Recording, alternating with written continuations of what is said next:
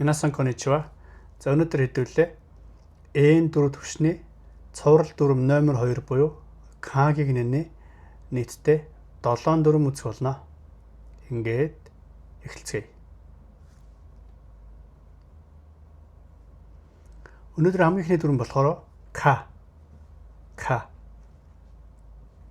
Аливаа зүйлийг лавлж асуухтаа ашигладаг. Эргэлзээгээ тайлахтаа энэ дүрм ашигладаг гэж ойлгож болох нь. Тэгэхээр K-гийн урд бол гимонши орно гэж. Гимонши. За энэ болохоор зэрэггүй асуух төлөвийн үг гэж ойлгож болох нэ. Асуух төлөвийн үг. За доор тайлбар дээр ингэсэн юм тийм ээ. Бунно наканы гимонго буюу гимоншиを使った疑問文を埋め込んで使う表現гэж тийм ээ. Тэгэхээр зэрэггүй K-гийн урд болохоор за гимонши бол орох нэ. Асуух төлөвийн үг орох нэ. Мөн асуух төлөвний үг оролцсон өгүүлбэр бас байж болохоор байгаа. Жишээ өгүүлбэр уншвал илүү ойлгомжтой гэж бодож байна. Эхний өгүүлбэр Хажимете но дето де докоへ行ったか覚えてますか? Хажимете но дето де докоへ行ったか覚えてますか? Өөрөө ер нь анхныхаа болцоогоор хаашаа явснаа санаж байна уу? Анхныхаа болцоон дээр хаашаа явчихсыг ер нь санаж байна уу? Гэж юм тийм ээ. Тэгэхээр зэрэггүй энэ өгүүлбэр дээр K-гийн урд болохоор доко-э итта гэдэг өгүүлбэр оролцсон шүү тийм ээ. Энэ болохоор түрүүний хэлээд байгаа гимон бун гэдэг маань байна. Дараагийн өгүүлбэр соцгио шитара доо суру ка мада кимэтэмасен. Соцгио шитара доо суру ка мада кимэтэмасен. Төгсөөд яах хэсгээ хараахан шийдэггүй байна. За энэ дээр жигнэсээ нөгөө түрүүний яриад байгаа тийм ээ. Гимонши гэдэг маань энэ дээр байж байгаа. Энэ өгүүлбэр ялгаан болохоор эхнийх нь доко-э иттака гэхээр зэрэггүй гимон бун плюс K. Сүүл нь болохоор гимонши K гэж ойлгож болох нэ. Ингээ хоёр дүрмд орцгоё. Нэрүг га сүрү гэсэн юм тийм ээ. Нэрүг га сүрү. Ямар тохиолдолд ашиглах дүрм бэ гэхээр жишээлбэл ото, дуучимэ, кое, дуухоолой, ажи, амт, ниой, бас каори буюу үнэр, эсвэл канжи буюу мэдрэмж тийм ээ. Тэгэхээр зэрэггүй энэ бүх мэдрэмжийг илэрхийлсэн утгыг илэрхийлэхэд ашиглана гэсэн байна. За жишээлбэл доко-каでいい匂いがしますね. доко-каでいい匂いがしますね. Хаа нэгтээ гоё үнэр үнэртэй байна.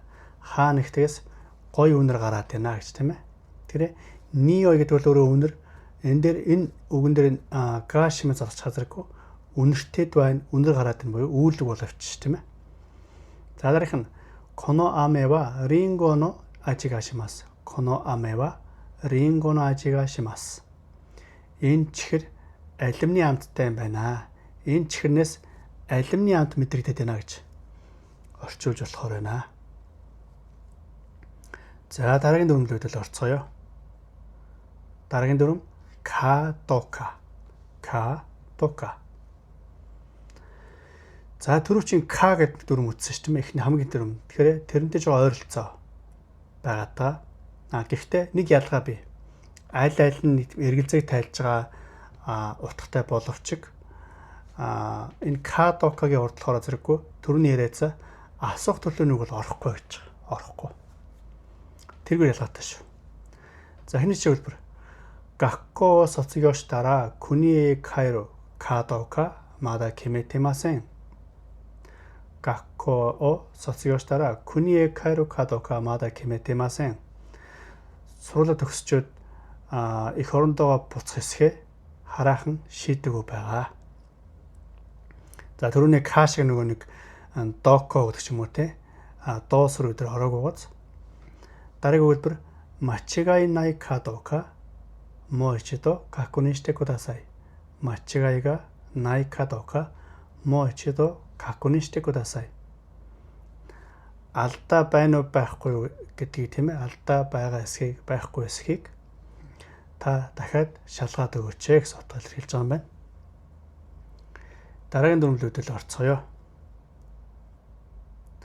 камо ширенай. камо ширенай. За утгыг болохоор но каносайга арав гэсэн үг тийм ээ. Но каносайга арав юу? Тийм байх магадaltaй. Тийм байж магадгүй. Жишээлбэл сайкин оттоно кайрига осой ши ii匂이가するし浮気してるかもしれない。最近夫の帰りが遅いしいい匂いがするし浮気してるかもしれない。сүүлийн үед нөхөр гэртээ ирэх нь оройтож ирээд тэгээд ингээд нэм үнэртэй нэм гоё үнэр цаанаа нэг тийм өөр үнэртэй. 浮気してるかもしれない. Энэ нөхөрчээр араар тавиад байгаа юм шүү дээ. гэсэн утгатай хэлбэр. Дараах нь Том санは高そうなギターを持ってるし、ギターが上手かもしれない。トムさんは高そうなギターを持っているし、ギターが上手かもしれない。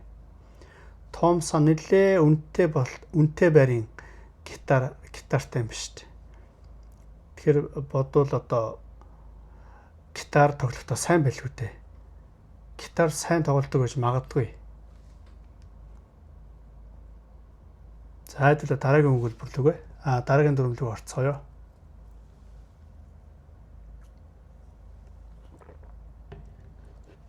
Дараагийн дүрм бол котога ару. Эсвэл котомо ару гэсэн юм байна. Котога ару, котоmo ару.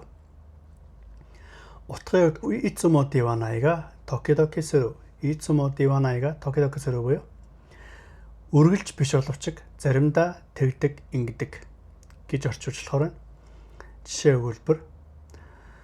普段は母がご飯を作りますが、私は作ることもあります。普段は母がご飯を作りますが、私が作ることもあります。Ер нь бол ээж хоол идэлтэй. Гэхдээ би хийх үе бас байдаг гэж тийм ээ. 私がいつもではないけど、би үргэлж биш боловч時々料理を作ることもあります。заримдаа хоол их үе байдаг. 一人暮らしをしていると実家が恋しくなることがある。一人暮らしをしていると実家が恋しくなることがある. ганцаараа ингээд амьдрахаар зэрэггүй төрсөн гэрээ ингээд амар санах уяас байдаг. За дараагийн дүрм котоны сүрү.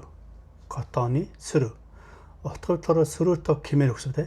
Сүрүтө кимэр буюу тэгэхээр боллоо, инхээр бодлоо, тэгэхээр шийдлээ гэж орчуулж болохоор байна. За энэ дүрмийн гол агуулга болохоор жибүн но иши де сүрү.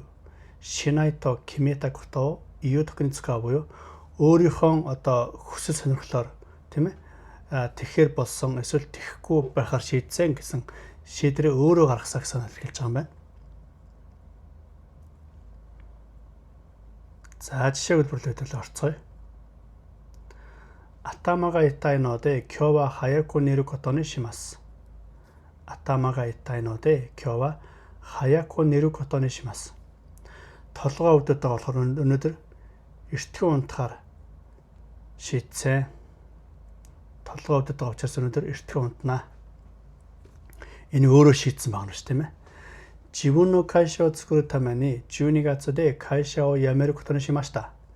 自分の会社を作るために12月で会社を辞めることにしました. Өөрийн компани байгуулахын тулд 12 сард одоогийн ажлаасаа гарахаар шийдсэн. Тэр энэ саяны хоёр үг хоёулаа тухайн хүний өөрийнх нь шийдвэр гэж санаал хэлж байгаа тийм ээ. Дараагийн дүрм котоны нару. Котоны нару. За энэ муу ялгаа өгөх нь түрүүний котоны сүрүү гэдэгтэй ойролцоогоор тэгэхээр шийдлээ гэсэн утга боловч ингэж байгаа. 自分の意思に関係なく予定や計画が決まることを表す. Өөрхөн хүслээр биш. Миний одоо хүсэл зорилгоос үл хамаарат тийм ээ. Өөр гадны нөлөөгөөр одоо ийм шийдэлд хүрсэн, ийм шийдэл гарсан байна гэж орчиж болохоор байна. Бас дээрээс нь болохоор живуно ишиде кимита котомо гэж байна тийм ээ. Тэгэхээр зэрэггүй өөрийнхөө миний хүснэр болоог боловч үр дүн нэг юм болсон гэдэг илэрхийлэх нь хоёрдугаар болохоор миний хүсэл одоо би өөрөө шийдээд бас одоо илэрхийлж байгаа.